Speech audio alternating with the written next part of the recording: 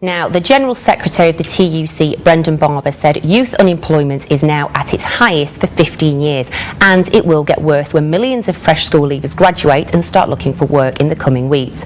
So, with that worrying statistic in mind, we've invited Steve Jones from recruitment agency Parisa UK to give us advice on how to interview well for potential jobs. Steve, let's start off with why is youth unemployment a lot higher? I think it's the basic principle that there's more people looking for work in a pretty tough economic climate. The economy's been downturning for the last 12 months quite aggressively, and there's no sign of it recovering at the moment. The other countries are starting to, well, some of the countries are out of recession, but we're not. So all of a sudden we're going to have a flood of people, school leavers looking for work, graduates looking for work, and there's just less opportunity out there. It's pretty tough times for them, but at the same time they've got to keep optimistic, and there's things they can do to try and sort of keep them head and shoulders above the competition that's out there. The other disadvantage you've got is there's other people that are being made redundant as well at the same time, so they're competing with people that are experienced with maturity on the side, and it's pretty tough for them. And do you think that maybe employers are more inclined to go for somebody with a bit of experience in the workplace? The big question is confidence, and there's a huge lack of it in the economy, in businesses and in individuals hiring. So people are going to take the risk-free option, which is to go for someone that's done the job, is a proven, as opposed to a raw graduate who can bring a lot of other things to the table, but they'll make a safe bet with it.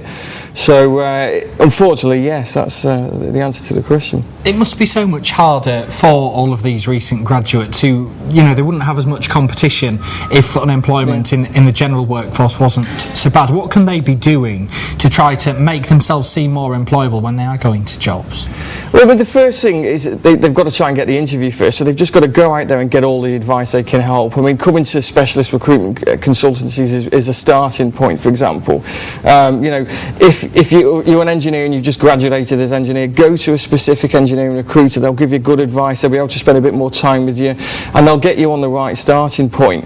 There's a lot of opportunity out there for graduates, and there always will be, because we're always going to need them to sort of, they're our future. But you've got to go and get the help first of all. Once you've got the help and you've got that sort of interview, then the interview's critical. You've got to really make a go at it. Gone are the days where, I'm a graduate myself, and gone are the days where you can pick and choose. That time will come, but we're not there yet. So if you've got an interview, you've really got to make sure that you do the best you can and you don't fluff it, really. So how do we do the best we can?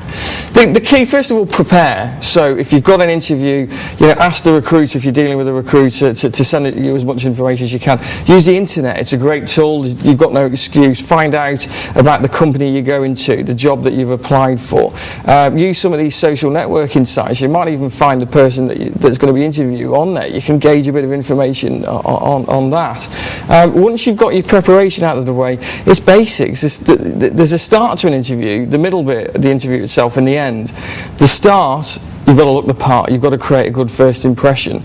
Make sure you've got the right dress. Make sure you've not got that aftershave or that perfume that's going to overpower the interview. Real basic stuff here, but look at yourself in the mirror and ask yourself the question: do I look good enough to be offered a job? Leave your cartoon ties at home. Ladies, cover up a bit of flesh. Just look professional. I always say go for the black and white principle: a dark suit or a dark dress with a white shirt, or that sort of principle. Once you've got a good first impression, you're ahead of the game straight away. The body language is next. Don't mirror the person that's interviewing you. If they're sort of slouched in the chair, keep on your toes during the interview. Keep upbeat, remain positive. The thing that a graduate can bring to the table, for example, is youthfulness and that energy, and you've got to try and get that across. So be positive in your outlook and the questioning. Listen. You've got two ears and one mouth, so listen to the questions and what's being said. Talk about your experience at university or any jobs that you may have had, and don't sort of waffle too much. And at the end, close the interview. How did you get on? Fabulous. Absolutely great advice. Very quickly, does it help if you go on one of the government schemes? Do you look a little bit eager, like you've put something into the workplace? every circumstance is different, and I think a government scheme fills a gap on your CV. Go and get advice on that. If you've got nothing else you can do and it's a last resort, then do it.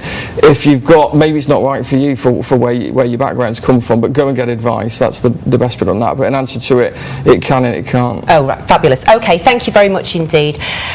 Okay, let's have a quick break, and Ian will be